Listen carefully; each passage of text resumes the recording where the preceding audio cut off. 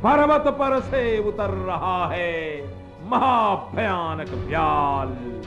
मधुसूदन को टेर नहीं यह सुगत बुद्ध का काल।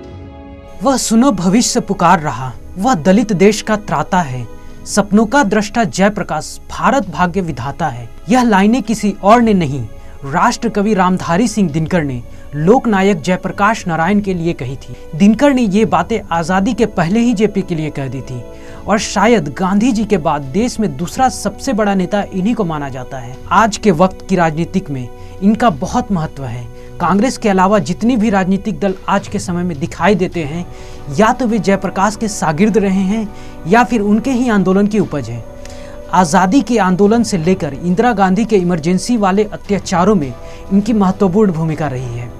महात्मा गांधी की ही तरह वह दूसरे ऐसे राजनीतिज्ञ के रूप में इतिहास में दर्ज हुए जिसने सेवा के सामने सत्ता के सर्वोच्च शिखर को भी बौना माना और उसे अस्वीकार किया। सत्ता जयप्रकाश के कदमों में थी, वो जब चाहते ले लेते।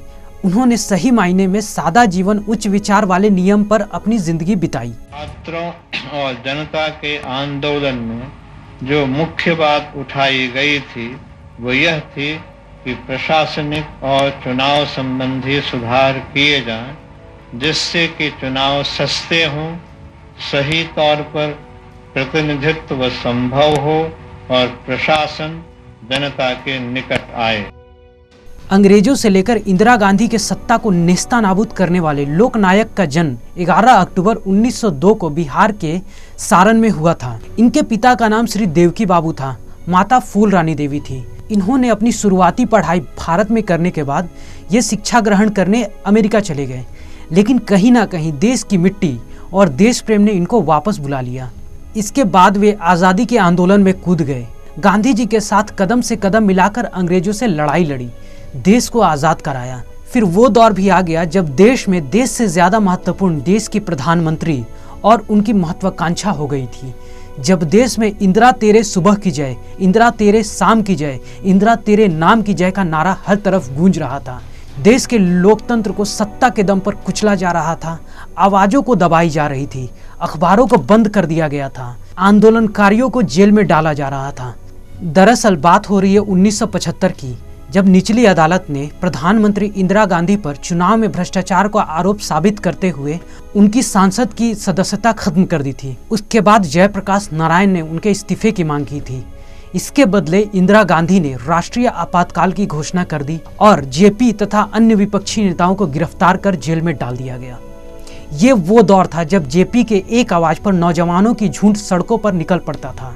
जेपी ने इंदिरा के खिलाफ आंदोलन की शुरुआत बिहार से ही की, जिसकी आग देश के हर कोने में पहुंच गई। उस वक्त देश के कोने कोने में युवाओं की जुबान से सिंहासन खाली करो कि जनता आती है का नारा गूंजने लगा था। लालू प्रसाद यादव, नीतीश कुमार, रामविलास पासवान, सुशील मोदी, रविशंकर प्रसाद, न जाने कितने युवा नेता इस आंदोलन में कूद पड़े और वे आज भी राजनीतिक में सक्रिय भूमिका में दिखाई देते हैं। वे उस समय सभी छात्र युवा संघर्ष वाहिनी का हिस्सा थे। जेपी उस वक्त युवा क्रांति का पर्याय बन चुके थे, युवाओं के आदर्श बन चुके थे। युवा उनके लिए कुछ भी करने को तैयार आतुर नजर आते थे। आखिरकार इंदिरा गांधी को जनता और जेपी के दृढ़ विश्वास के सामने हार माननी ही पड़ी।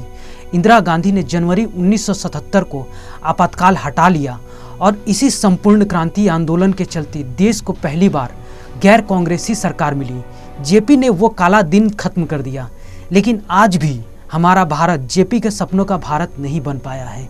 सभी छात्र आंदोलन से निकले नेता बन गए, जेपी का नाम लेकर अपनी राजनीतिक भी चमकाई, लेकिन बस केवल राजनीतिक ही चमकाई। सत्ता को जूते की नोक पर रखने वाले जेपी के शागिर्द आज सत्ता के लिए कुछ भी करने को तैयार नजर आते हैं। वे लोग जेपी का नाम तो जरूर लेते हैं, लेकिन उनके विचारों को कभी अपनाते नहीं हैं। आज के दौर में सत्ता सबसे महत्वपूर्ण हो चला है। 11 अक्टूबर को जेपी का जन्मदिन है और उनके जन्मदिन पर उनके लिए सबसे अच्छा उपहार यही होगा कि हम उनके सपनों के भारत का निर्माण करें। आज हमारे बीच जेपी तो नहीं है, लेकिन उनके विचार आज भी जिंदा है। सीएन राष्ट्रीय के लिए अंकित सिन्हा की रिपोर्ट। आपको ऐसी ताकत कैसे मिले कि अपने पैरों पर जनता खड़ी हो और पैरों पर खड़ी होके उसके सामने जो मुश्किलात हैं उनसे वो जूझे, उनसे वो लड़े, उनका हल करे मिलकर। आपस में इकट्ठा होकर ये शक्ति हो, ये ताकत हो और गांव गांव में हो, तो फिर हुकूमत तो दौड़ के आवे उनकी खिदमत के लिए, उनकी बात सुनने के